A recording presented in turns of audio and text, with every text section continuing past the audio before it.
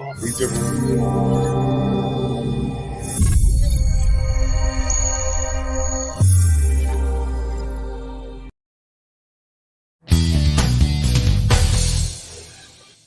K&A Custom Crafts on Facebook. Suzanne's Paparazzi Jewelry, 24/7 shopping available. 160920 is the code. Show her some love, like she showed us.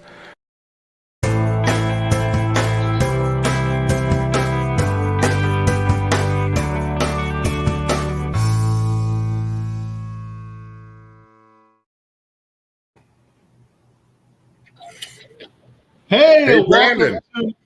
Hey, how's it going, Dirk? Welcome to today's On Deck.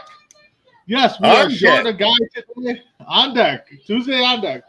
So, yes, Tim is out on leave.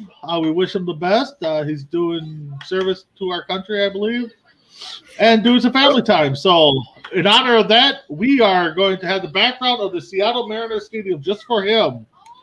So, today I'm joined by Dirk. It may be. How you doing today, Dirk? Oh, pretty good. My Mets are doing good without half their team. Yeah,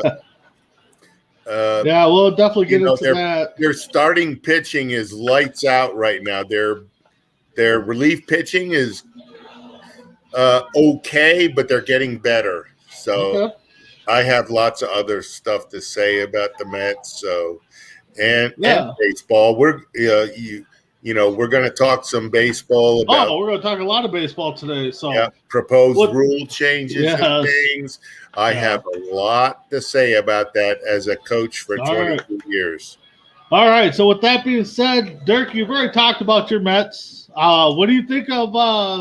So far, they're getting the beat down right now, 9-2, I think it is, by the Orioles.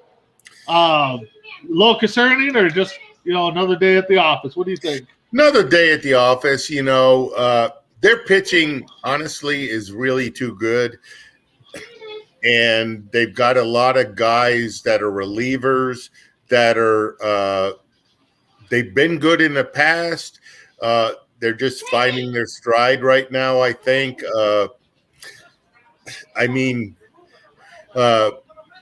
Marcus Stroman, below 3 ERA. Taijuan Walker, below 3 ERA. DeGrom, below 0 ERA or something like that. Yeah, he's at a .62 right now. Oh, my God. Dude, I'm trying to get his games because they're always national televised. And, the way he's throwing, he had a little setback of being out for 2 weeks, little muscle strain from batting, because he's only hitting 440. Only 440 as a pitcher. He's got more RBIs than he's runs given up.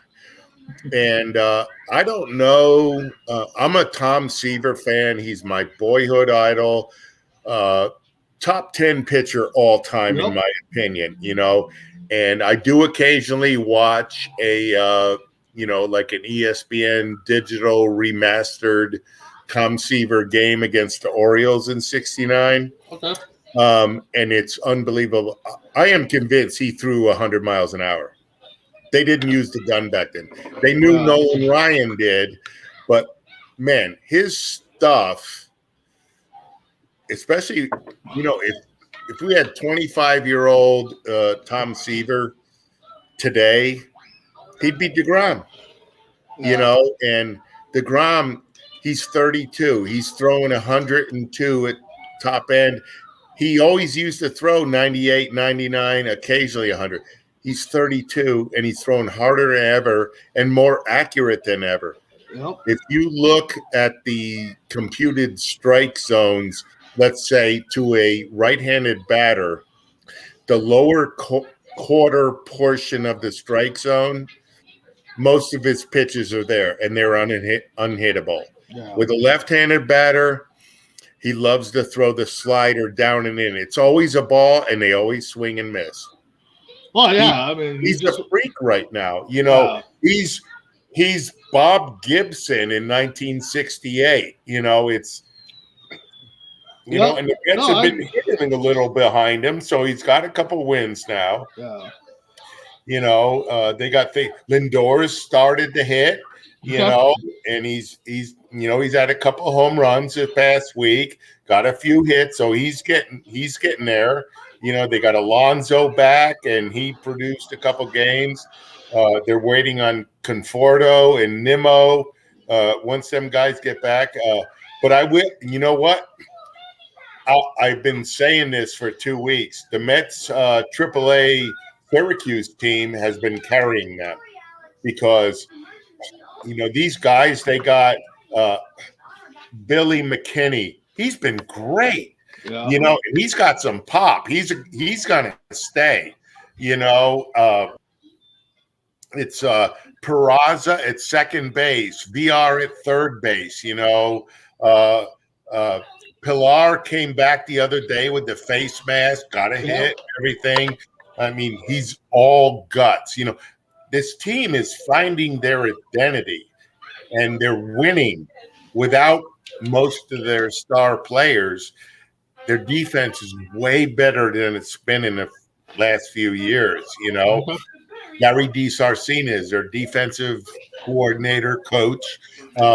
He's been preaching this last year. They're buying into it now. They're buying into it. They're freaking great. Catching, McCann started to hit a little bit, but Thomas Nido has been ripping the cover off the ball, and he's a good defensive player.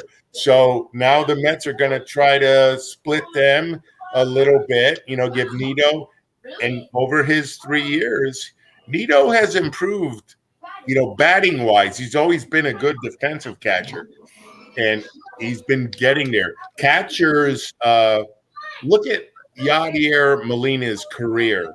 His first 3 or 4 years, he was like a 240 hitter, but he was always, because he was part of the Molino clan. Oh, yeah. Molina.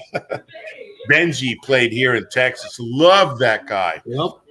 You know, and they were all about catching it and all. But you know what? Once Yadier turned 26, 27, started to hit. So he's a Hall of Famer. You know, he's Yadi's a Hall. Yeah, you know, no question. Him, Pudge, you know, those guys, Johnny Bench, there's no question. And I don't know why the Cardinals took so long to sign him this year because, you know, flat out a catcher, if he's playing defense and throwing out runners at that rate, his defense hasn't suffered. His offense has gone down a little, but he still hits. You know? The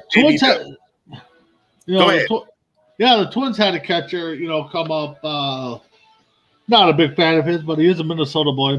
Mauer, when he was a catcher, I mean, he hit the lights off the ball, but it seemed like every time we needed a clutch hit from him, 6-4-3 double players or 4-6-3 double players, it seemed like he always, you know, when we needed that hit. So that was his bad rap.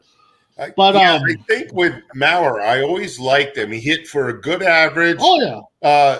Decent power, 15, 20, 25 home runs. But I think everybody expected him to explode into this 300 hitter, 40 home run guy. That wasn't him. No, that was not him. You know, he was an all-star, good defense. He moved to first place, good. You know, hey, I would take that guy on my team every single. Yeah, I would take him and, you know, take him. I mean, the one thing I just had a bad taste in my mouth was he wasn't that leader that we saw. Like he was kind of a quiet personality. You know, and I always said too that if Mauer would have signed with Boston when he was a free agent, that I think 400 would have fell. I think Mauer being in Boston would have just used that baggie as a toy and just been bouncing hits off of that. He was that kind of hitter. He was, you know, especially his first 10 years, he was that kind of hitter. He was really, really good hitter. He was a great hitter. Home run hitter. Tony Gwynn-esque. You know, so talking about, we talked about your Mets. I almost said Yankees, but talked about your Mets. I'm going to move to my Twins. Right now they're kind of getting healthy, just like Mets and their AAA ball club. The Twins AAA has kind of helped us out quite a bit with some of the young guns they got coming up and filling time for the Twins. I wish they had some more decent pitching down there, but it is what it is. Buxton, the latest on Buxton is he's actually in the AAA lineup tonight. Mm-hmm. So they're hoping a couple of days down there, and then he'll be back with the club probably the end of the Yankee series or start of the next series. They're talking, as long as he had no setbacks. Get on the Yankees while they're down. Oh, God. Please hit on the Yankees when they're down. But with that said, Friday I was looking at the stats, just kind of seeing where everybody was sitting at, and kind of projecting out, what would happen if so-and-so happened. So, take my Twins, for example. On the 4th, when I did this, they were 22-34. They were just below 400 win percentage. And the White Sox were on top with 607 win percentage. For the Twins, if the White Sox stayed at their pace, the Twins would have to play 725 ball the rest of the year just to take over first place. Is that possible? Yeah. Is it going to happen? No. Twins have a ton of good young players that I never heard of, but you look at their stats and stuff. To me, the Twins, they should think wild card, And for that, I did figure out that too. At the time, Boston was in the wild card seat. They were at 589. They were 33-23. For them to catch the wild card, if everybody plays the same ball that they were on the 4th, they would still have to play 700 ball. So I mean, 7 out of 10. That would give them 69 wins if this played out the way I projected. If the Red Sox stayed on their pace, they would have 65 wins. So yeah, the Twins would still have to play 700 ball to catch them. So 700 ball is 1969 Mets. Yeah, exactly. So it's one of those things. Is I'm not counting my Twins out yet. I mean, trust me, the door is right there to. They're gonna have a good couple good months, and the White Sox. Right now, the Twins have to focus on the division. They can't worry about the pennant race or the wild card. They just got to focus on the division and who they're playing. They got to start hoping that the Indians and the White Sox start falling and start getting into the injuries that they've had. Some teams will fall back. Oh, they will. They will. But like you said, your Mets have had a bunch of injuries. Twins the same way.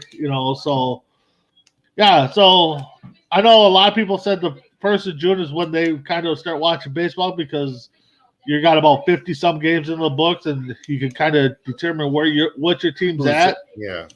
I don't believe my Twins are 22-34. I think they're better than that. They just got I think they are as well. They got a lot of injuries, and maybe it's one of those curses where if you talk about them winning it all, they're gonna look at it and start thinking that they think they're going to do that. I know. I put a little bet on them to win the division and make the playoffs, and that's going to bite me in the butt right now. But hey, as long as it wasn't the deed to your house. No. It was just a $5 bet on the 6th division winner. Oh, you're safe. So, but it's still kind of heartbreaking to see that. So, but Brandon, there's a lot of season. 2/3 of the season is left. There's still. Like I said, 700 ball. Yeah, it could happen. Am I betting on it? No. Mm-hmm. Because I live in Dallas, I'm also a Texas Rangers fan. Okay, and through the end of through middle of May, they were at 500. And they're a lot like the Twins. They got a lot of these really good young players. Now. They've lost like 20 out of 25 since, but this is what you got to look at as a fan, okay? The biggest thrill, this is me talking about what my biggest thrill is in sports. Watching your team when they're down climbing. Oh, yeah. That's the most fun. Okay, when they get to the pinnacle and win a championship, then you get scared because you got to repeat. Oh, you know, it was the same with me and the Cowboys, 89 to 92. You know, the Mets have done it a couple of times over the past 20, 30 years. You know, 1986, you know, they went from 79 to 86. Doc Gooden, Darryl Strawberry, Garrett Carter. Oh, yeah. You know, well, and that was the thing with the mid-2000 Twins is that they would get there, get to the series, you know, and everybody's just pandemonium. It's kind of like if you ever watched the movie Major League when they started winning. Yeah, that's what the feeling was around here. It's like you see everybody wearing their Twins shirts, they're waving their Homer Hankies, they got the hats on. Mm-hmm. You know, everybody's just so excited, and then you know the following year we're all, well, this team's probably gonna be garbage again, and and then you know they start playing. Oh yeah, well they had Kirby Puckett, Ken Herbeck, who was the third baseman? Eddie and Gagne when they won it. Yeah. And they had Dan Blanfield, you know, they had these good guys and they had good pitchers. You know, that's the pinnacle. And, you know, the Twins not being a big market team, you know, as long as they can regurgitate that, rotate it around to once every 15 years and then have a 5-year run, you know, nowadays with money and everything, it's good, but it sucks. You know, the rich teams, you know, the Mets have Steve Cohen as the owner. Oh, yeah. Richest owner in baseball. And he's a Mets fan. Well, there you go. I mean, that helps. Phil Pons, you know. All right. And, you know, but, you know, what's all up? Right.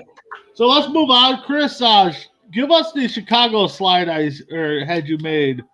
Saw in the reports today that no, let's go to the Chicago one there. Yep, that one. So the Chicago Cubs are bringing out these new uniforms that say Wrigleyville on them. I guess it's a little promotion that those. I think I read 7 teams are doing, but these are what the Sox or the Cubs are wearing first. Let's see. Yeah. I mean, I like them. I mean, I kind of like the color blue. I mean, it kind of looks like an old school style jersey, you know, back when Ruth and them were. What's your thoughts there?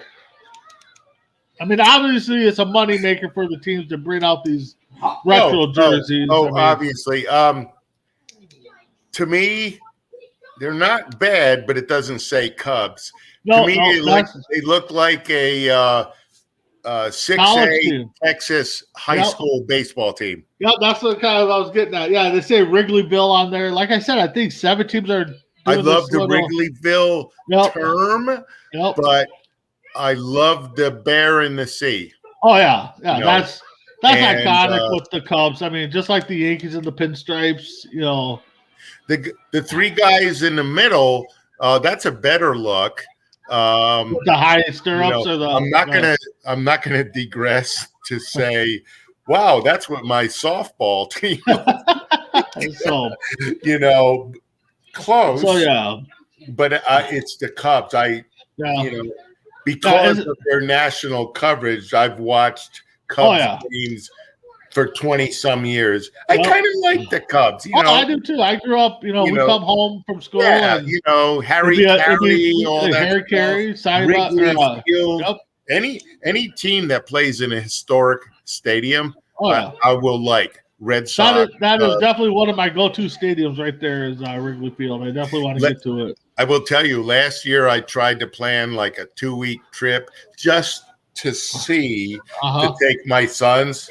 Okay. It is so freaking hard to plan ahead because I wanted to go from Dallas to St. Louis to Chicago to Cincinnati to Pittsburgh, you know, to Boston and then New York, you know.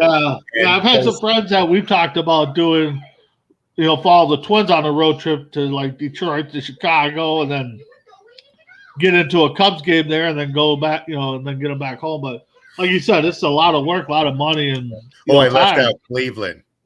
Yeah, Cleveland. Try to make that. The way to do it, if you're a NASCAR fan, would be take a few more weeks, plan a 3-day weekend. Okay. Just go there for the week. Yeah. Okay. Visit, tour, go to the stadium, maybe if you can see a tour, watch the weekend series, and then move on to the next thing. A lot more money, but it might be more relaxed and enjoyable because you would see more than one game at the stadium. Yeah. No, you're exactly right. So you kind of brought it up. An RV I can borrow? Yeah, no kidding. So you kind of brought it up already. MLB's talk about some rule changes. The first one is regarding pitchers. There's some more proposed, but the one I want to talk about first is checking the pitchers for substance about 8 times a game. What do you think on that? I mean, some people are saying they're targeting DeGrom on this. And I know you're a Mets fan. Yes, and that's always been a little bit of a thing, pitchers using substances. DeGrom, really, he's just that good, okay. So it'll shock you if it comes out that he's using Kershaw, it's there are some changes that should be good for the game. Okay. And with video and social media and, things could get back to umpires and such through that.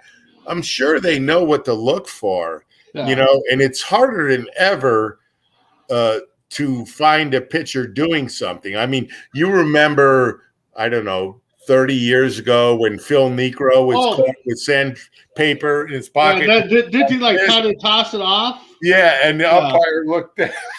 Yeah. It's so funny. I mean, Or who was the one recently that got caught with some lube on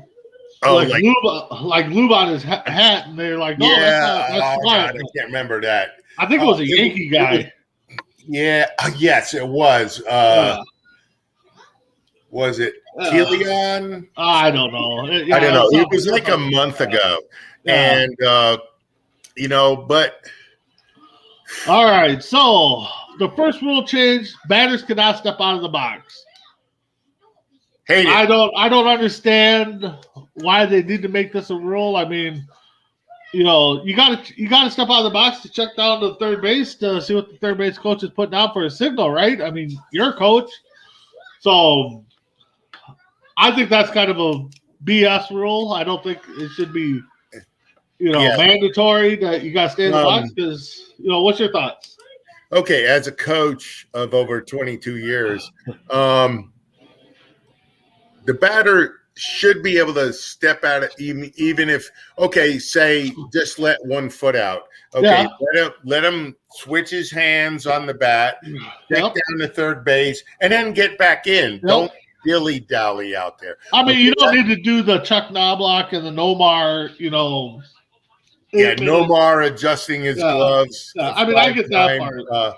No, but I always tell my guys, hey, because when you stand in the box, you stay in the box. The pitcher's not ready to pitch in 2 seconds, okay? You stand in the box. You don't move. Your legs don't move. Your hand, you're like this. You're stiff. I want them to step out of the box. And get relaxed. Take a little half swing, shrug their shoulders, and then step back in. They move their body. They move their feet. They're ready. Exactly. Okay?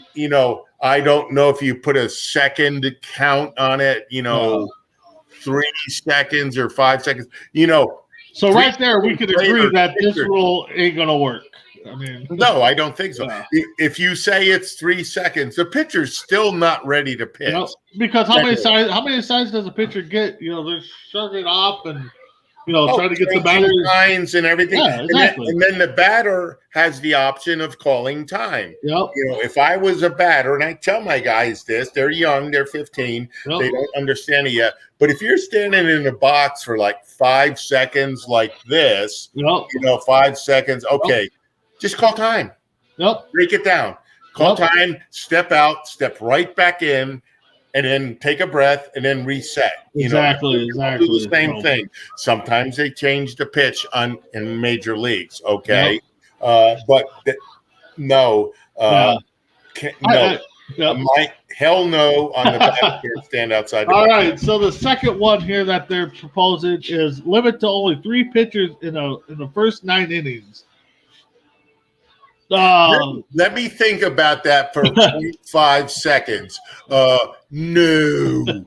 Yeah, I mean, back in the day, typically you only use 3-4 pitches. The starters normally went 7 innings, and then you went to a lefty-righty matchup, and then it was the closer in the 9th. So, personally, I'd like to see them kind of limit the pitches. I mean, the pitcher changes are kind of getting out of hand, but yet that's the nature of the game right now. Game is now exactly. But as I see on the next point, 11 pitchers on the roster. I mean, 11 pitchers. So on a 25-man roster, you're going to have 14 batters and then 11 pitchers. Okay, I kind of reverse it, and maybe go 13 pitchers and or 12 and 12 and something like that, but. You're a coach. I mean, I know you don't have a 25-man roster, but God, I wish. Yeah. So with the DeGrom being my number one. Well, if DeGrom's your number one, against 15-year-olds, I think he'd do pretty well. I mean, I remember when I was playing amateur ball, and we played a team here at Coon Rapids, one of the big amateur teams around. They literally had a 25-man plus roster. They went out to the field. They had 3 position guys to warm up with.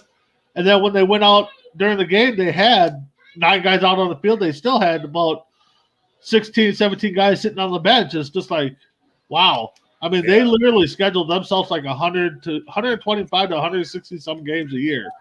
So, yeah, it was kind of intimidating to see it. How old were you then? This was This was in my 30s. So okay, yeah, adult.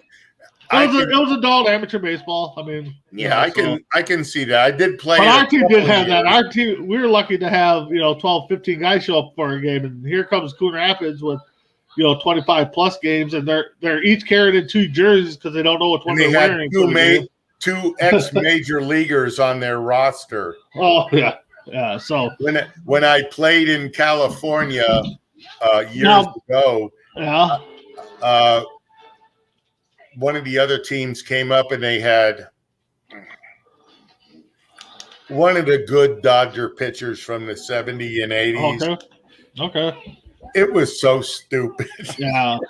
So we were 9 pitches up, 9 pitches down. Yeah. Yeah. So this next one, I don't know what to really think. Limit the number of pitchers you can use in a series.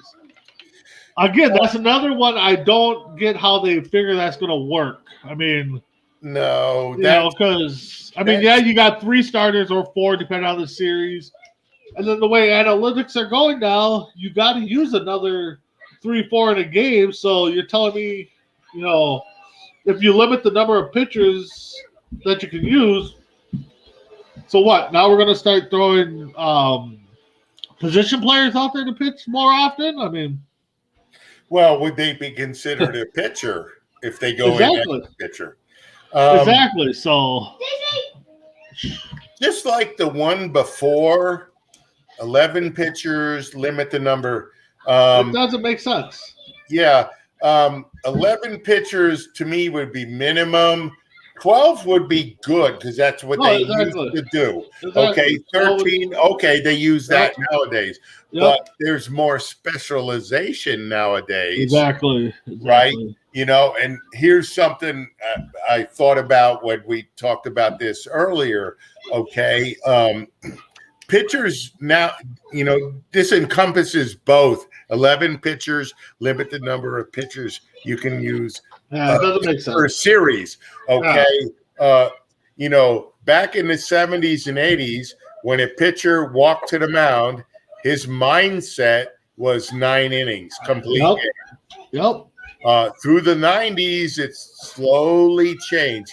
2000s, now we're at the point, and this has a lot of things to do with a lot of things. Now pitchers are trained to go 6 innings, okay? 1, they throw harder. Yep. Because they know they're only going 6, okay? Yep. 2, today there's more arm injuries. Why? Because pitchers are throwing harder. Back in the 90s, if you had 1 or 2 pitchers on your team that threw 95, they were your fireballers. Now every pitcher on the roster throws 95. You might have 1 or 2 guys that are sidearmers or left-hand sidearmers that throw 92, 93. They're the anomaly. It's I don't think it's good for the game. It's all kinds of havoc. Nolan Ryan, because I was here when he was on the Rangers for years, he wanted them guys, and it worked. He wanted them guys to go out in the late 90s and early 2000s, and he wanted them to think, I'm throwing 9 innings. Yep. I'm going to throw 100 to 110 pitches, and it worked. They had a lot of good guys, bulldog pitchers, they had a 4 ERA, but they won 18 or 19 games. Yep, exactly. I mean, if we played analytics in today's game back in the 90s, you don't get the best game pitched in the World Series by Jack Morris. I mean, no, right. So, if you got the Jack Morris in today's game, he's not lasting 10 innings, 9 innings. I mean, as much as he wants to, the coach is going to pull him out. I mean, we probably see a lot more team-on-team fights than we do. If you pull a guy like Morris out. Well, look at Tom Seaver, 69 and 71. He won 25 games. Tom Seaver, back in 69 and 71, when he won 25 games, he had like 18 complete games. Exactly. The Mets pitchers, Tug McGraw, one of the best relievers in baseball, 23 saves. Yeah. They would, if he got to the 7th or 8th and got in trouble, they'd bring in Nolan Ryan, Gary Gentry, guys like that. There wasn't a, quote, setup pitcher. Nope. Now teams have the 7th inning setup pitcher, the 8th inning setup pitcher, the closer, the left-hander for one batter. Well, now they got to pitch to 3 guys. So I mean, that's kind of that I kind of agree with, because changing out every other batter as well. Because kind of it extends the game. Yep. Because you bring in a pitcher, he throws 2 pitchers, you bring in another, and then before you know it, okay, and I'm all for shortening the game, but if it's 3 hours or so, I'm fine. That's a baseball game to me. So people want it to be a 2-hour game. Yeah, sorry, it ain't gonna happen. The game. I mean, you know what I mean? So this next one we got move the batter box an inch away from home plate. So are we talking about making it bigger, or are we just talking about keeping the batter box the same and we're going to move it back? They're trying to get players not to crowd the plate. I mean, that's part of the game, is crowding the plate, making the pitcher pitch to the spots. I mean, I don't going to get this one either. I'm going to be very blunt. That's the same stupid rule as moving the pitcher mound back a foot. Yeah, exactly. Which, again, is getting a lot of talk because of DeGrom. I think his last start, that somebody said that he threw like 10 straight 100-mile-an-hour pitches or something like that. So, it's, go ahead. If the batter can't do something when it's in on his hands and it's right over to black, you know, that's good for the pitcher. Batter, dude, adjust. Move Exactly. back. That's one thing. Move away from the box. Get your hands through the ball. You know, the box is big. You know, it is. Batters need to adjust. No, that's one thing I think you're hitting on that a lot of new day guys aren't getting at. They're not adjusting. They're going in there like, I always stand right here. I'm standing right here no matter what. You know, I mean, if the guy's knowing to throw a slower step, you move up in the box so you get around on it. If he's throwing heat, you move back a little bit. But yeah, I think hitters a lot of have to adjust just like pitchers do. Yep. So you want my honest, again, Dirk Blunt opinion about a lot of these rules. Fantasy baseball. Exactly. Fantasy sports. Exactly. You got these guys that never played, but they love the game, and they don't understand the umpire is a human. They want to make sure if that ball is a quarter inch outside, it's a ball, not a strike. No, exactly. Okay? If it's a quarter inch foul, it's foul, not fair. Yep. Exactly. Umpires ump. You know, exactly. I mean, you know, stats will show you they're right like 98% of the time. Well, unless you're on the losing end, then they're always wrong. I mean, so yeah. Okay. Okay. Here's my thing. Okay, let's say a team A is batting and it's a tie score. Team B is on the field. Runner on second. Team A gets a hit. There's a play at home plate. And the runner is called safe, right? But the replay clearly shows him out, you know, but there's no replay available. Let's say high school ball. Okay. Exactly. Now, team B that lost the game. Okay, in the first inning, when you had runners on second and third with 2 outs, did you get a hit or make an out? Yep. You made an out. There's an opportunity. Yeah, oh, exactly. There's always, I mean, you always look back. I mean, you know, that's why I never argued with umps. Yeah, because I know as a player I've benefited from so many ghost tags at first that I lost count after probably my first season of playing baseball. So yep. So I always tell my team, you know, if it's a late game umpire rule and then we lose by 1 or 2 runs, I'm like, but I look at our lineup. We made 4 errors. We struck out 6 times with runners on base. Play better. Yep, exactly. So, you know, the umpire didn't make us lose. We took that on ourselves. Play better. It's very simple. Exactly. You know, you're exactly right. I mean, so this last one, it looks like it's more geared towards softball. A batter can only foul a 2-strike pitch once. After that, it's a 3rd strike.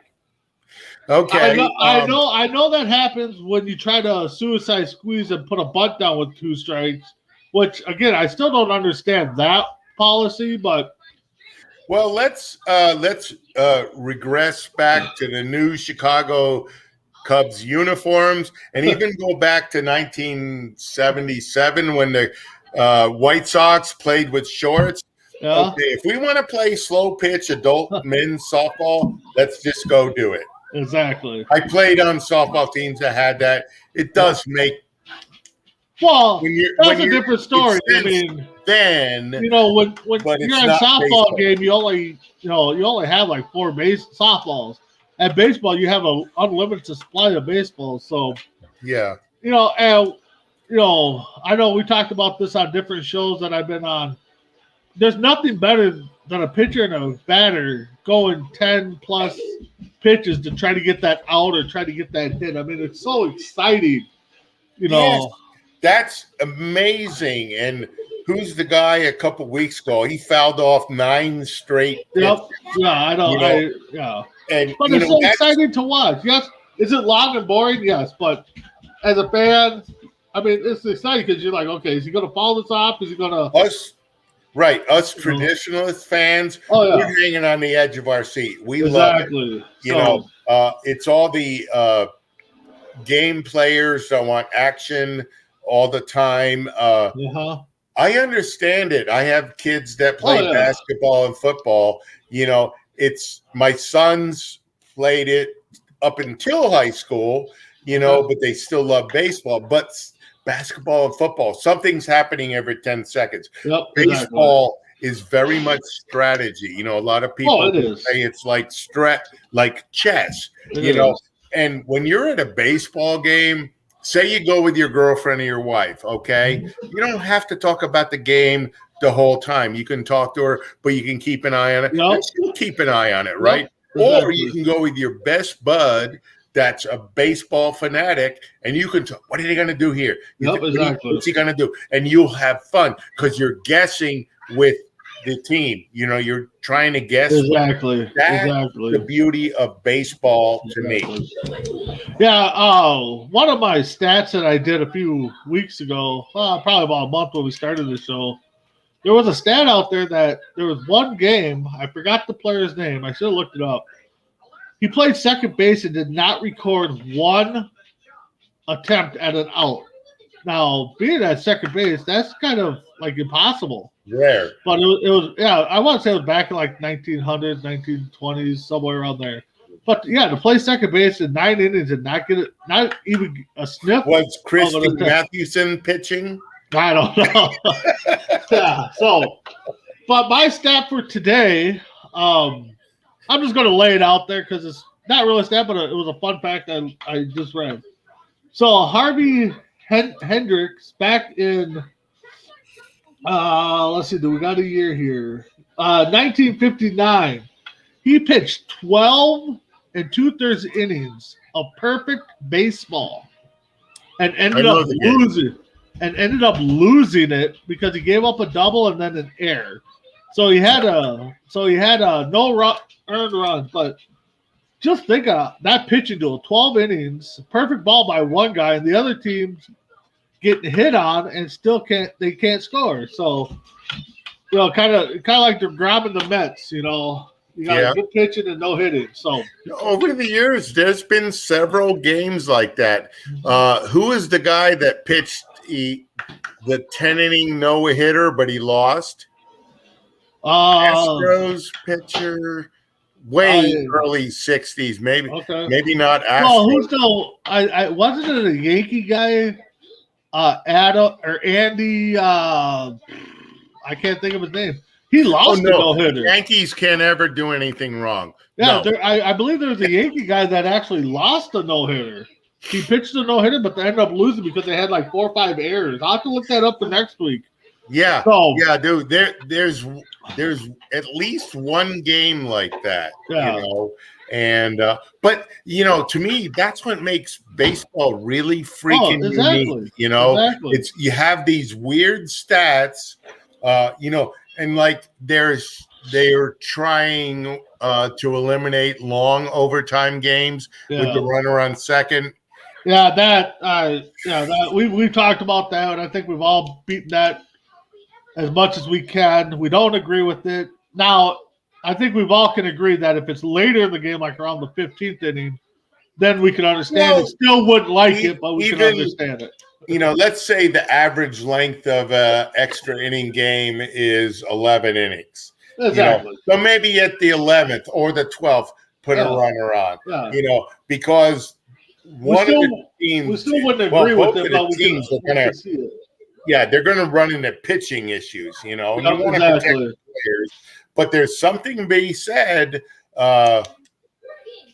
Like in 2014 or 15, the Rangers played a 17-inning game. They won the American League West, even though they lost, because like the Angels lost too. Okay. It was either a Rangers win or an Angels loss, and it was 7th inning. But dude, I tell you, I like the 9th inning on. The feeling, I was there. The feeling in the stands and it was electric. Oh, I bet. I mean, everybody's excited that there's extra baseball, but excited, you know, every pitch, you know, and I mean, that's what baseball do, you know. Exactly. Exactly. So we're getting to that point in the show to get close to the end here. I just want to say, you're a father, coach. I'm a father. My son's in his third year, I think, of baseball. What was it like for you when your kids went out there for the first time? What was your feelings like? Oh, God. And you probably got to coach them, so what was that like?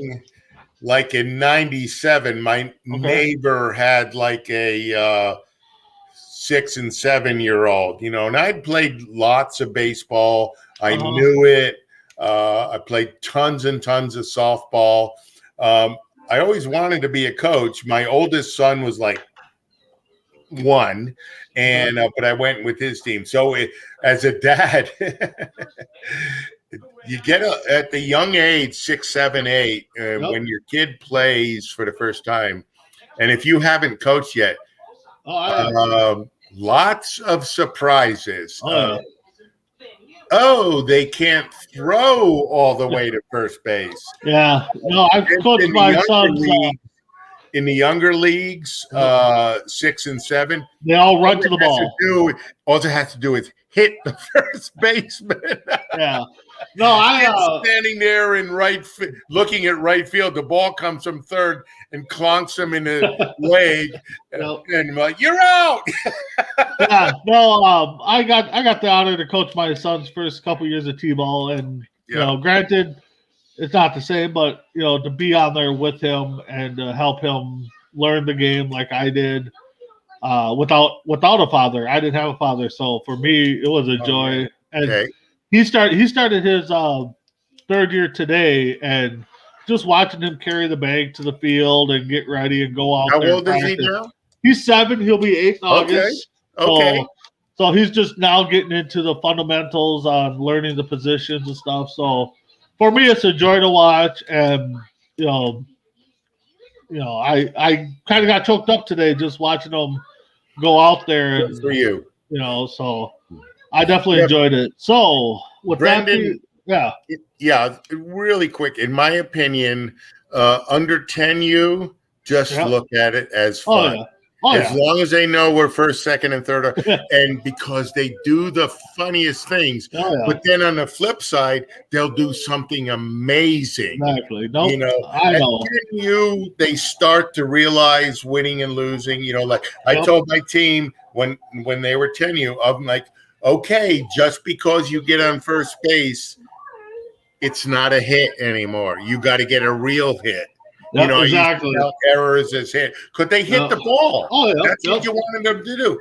And they went, oh yeah, we know that. It's really surprised me. We knew we were out.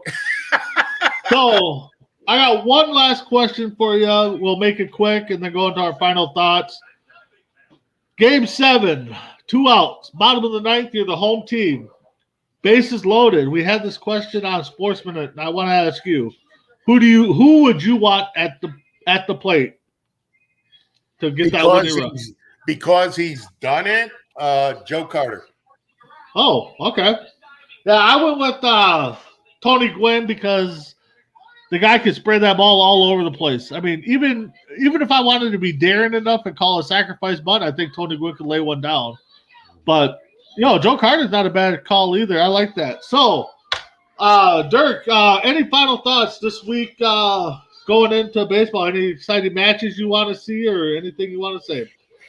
Well, so now we're into June, and teams have played about a third of their games. Yep. Some of the teams seem to be good. I'm liking the Giants a lot, and I'm loving the Red Sox.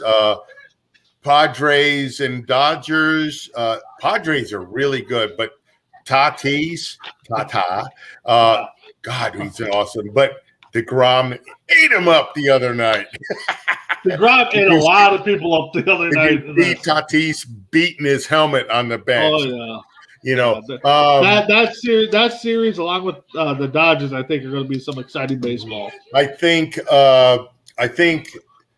the Dodgers and Giants. I think the Giants are for real. Okay. A lot of people don't think so, but they've got a good core. Still got Buster Posey, and he's still good. Exactly. And I think they're for real. So the Dodgers and Padres are going to have an issue. I think the Red Sox and Yankees are going to get into a little dogfight. But the Tampa Bay Rays, dang, they always come up with these good. They're like the Marlins. They keep coming up with good players. They're going to make noise. You know, it's my Mets. I believe. I mean, they're doing well now without half their starting lineup. Yep, I would like to see it when the guys get back. You know, they got Carrasco getting ready to come back. Syndergaard sadly had another setback. Maybe October. Kind of feel his run with the Mets is going to be over because of money. I'd like to see them re-sign him. He's 28, but money's going to dictate stuff. Yeah, exactly. So I think overall, we're going to see a lot of close races again this year. You know, the wild card teams with the expanded rules. I kind of like that, you know, even single game play-ins and stuff. We're done. Yeah, I do too. So for me, I really hope my Twins can shock the world and make a run. But, you know, once they get healthy, all bets are off. We'll see, hopefully. But well, this month I think is going to be the big one for the Twins and a lot of last place June teams. is a big turning month. Brother, I believe you. The Twins got too many good young players. Yeah, They're I know. Just young. You know, exactly. It makes a big thing. So, hey, you know, if you guys get near 500, great season. Oh, yeah. Exactly. So, but with that being said, this is On Deck with Big B, Dirk. Tim, we miss you. I hope you're back next week. I don't know what the plans we need are. to bash on the Mariners and Seahawks. So with that being said, we'll check you all next Tuesday for On the Deck. Great. Have a good one, guys. Good night, guys.